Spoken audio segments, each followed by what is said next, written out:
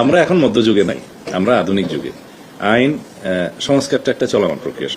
হে বিবেকবান লোকেরা, আল্লাহর নির্ধারিত এই কিসাসের মাঝেই সত্যিকার অর্থে তোমাদের সমাজ ও জাতির জীবন নিহিত রয়েছে। আশা করা যায় অতঃপর তোমরা সতর্ক হয়ে চলবে।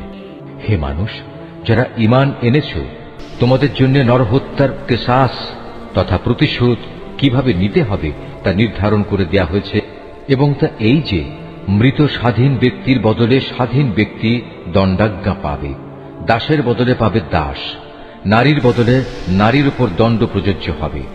অবশ্য যে হত্যাকারীকে, যাকে হত্যা করা হয়েছে, তার পরিবারের লোকেরা কিংবা তার ভাইয়ের পক্ষ থেকে ক্ষমা করে দেয়া হয়, তার ক্ষেত্রে কোনো ন্যায়ানুগ পন্থা অনুসরণ করে তা সম্পন্ন করতে হবে।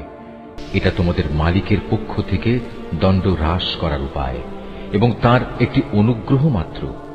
যদি কেউ এর পরেও বাড়াবাড়ি করে তাহলে তার জন্য কঠোর শাস্তি রয়েছে। হে ঈমানদার লোকেরা, তোমাদের জন্য এই আদেশ জারি করা হয়েছে যে যদি তোমাদের মাঝে কোনো লোকের মৃত্যু এসে হাজির হয় এবং সে যদি কিছু সম্পদ রেখে যায়, তাহলে ন্যায়ানুগ পন্থায় তা বন্টনের কাজে তার পিতামাতা ও আত্মীয় স্বজনের জন্য ওসিয়তের ব্যবস্থা রয়েছে। এটা পরহেজগার লোকদের উপর একান্ত করণীয়।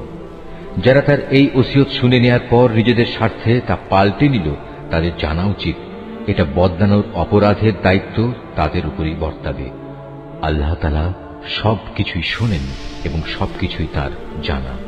অবশ্য কারো যদি ওসিয়তকারীর কাছ থেকে এই ধরনের আশঙ্কা থাকে যে সে পক্ষপাতিত্ব করে কারো প্রতি অবিচার করে গেছে কিংবা কারো সাথে এর ফলে নাইনসাফি করা হয়েছে, তাহলে যদি সদিচ্ছা নিয়ে মূল বিষয়টি সংশোধন করে নেয়, এতে তার কোনো দোষ হবে না। আল্লাহ তাআলা বড়ই ক্ষমাশীল, মেহেরবান।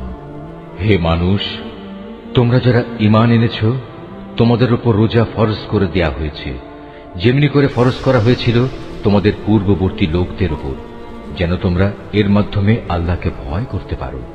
রোজা ফরজ করা হয়েছে কয়েকটি নির্দিষ্ট দিনের জন্য। তারপরেও কেউ যদি সে দিনগুলোতে অসুস্থ হয়ে যায় কিংবা কেউ যদি তখন সফরে থাকে, সে ব্যক্তি সমপরিমাণ দিনের রোজা সুস্থ হয়ে গেলে অথবা সফর থেকে ফিরে এসে আদায় করে নেবে। এর পরেও যাদের উপর রোজা একান্ত কষ্টকর হবে, তাদের জন্য এর বিনিময়ে ফেদিয়া থাকবে, এবং তা হচ্ছে একজন গরিব ব্যক্তিকে তৃপ্তি ভরে খাবার দেয়া। অবশ্য যদি কোনো ব্যক্তি এর চাইতে বেশি দিয়ে ভালো কাজ করতে চায়, তাহলে এ অতিরিক্ত কাজ তার জন্য হবে একান্ত কল্যাণকর।